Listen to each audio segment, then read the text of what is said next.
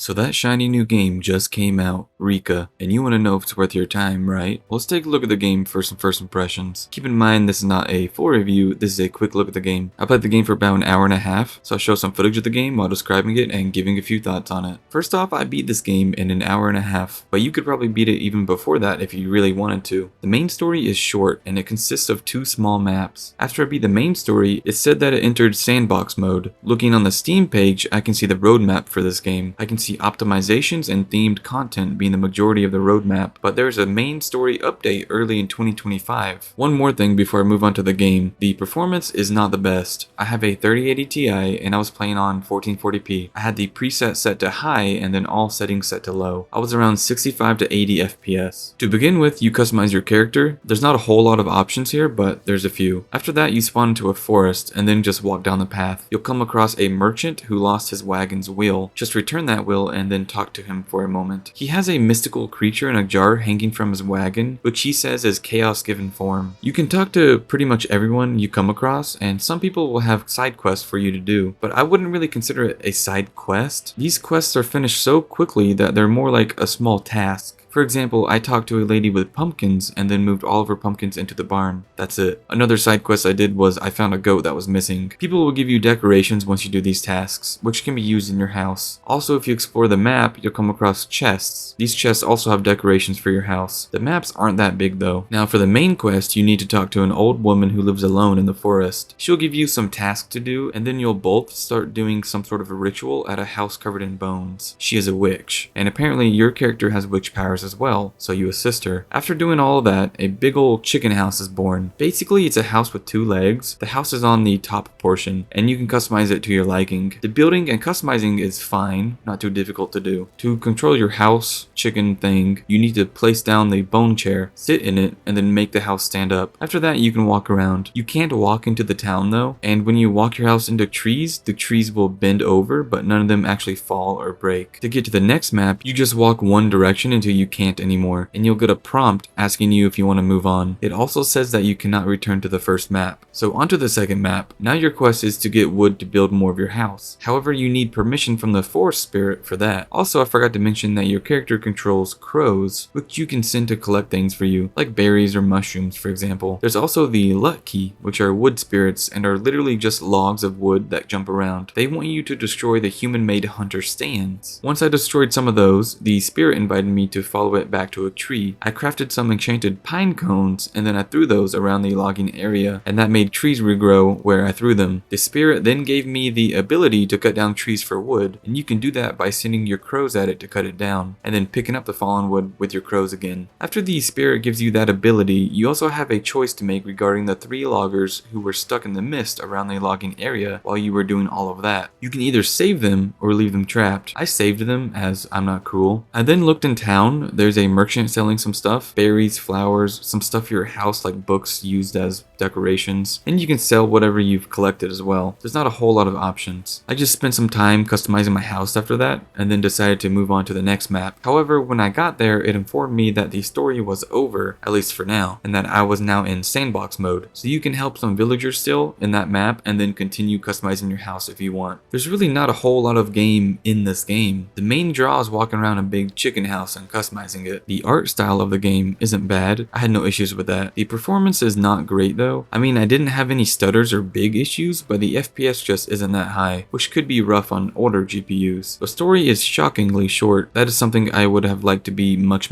longer. The house itself is pretty cool. I mean, I've never walked a giant chicken house in any game before, which makes it cool by default. The customizing is somewhere in the middle. Not bad, but not a whole lot of options either. Overall, I feel mixed, mainly because of how short the game is. Every other aspect of the game is manageable to me though. It's a neat little game, but I'm left wanting for more. Though that's my personal opinion. Whether or not this is your type of game, I'll see you on the next one.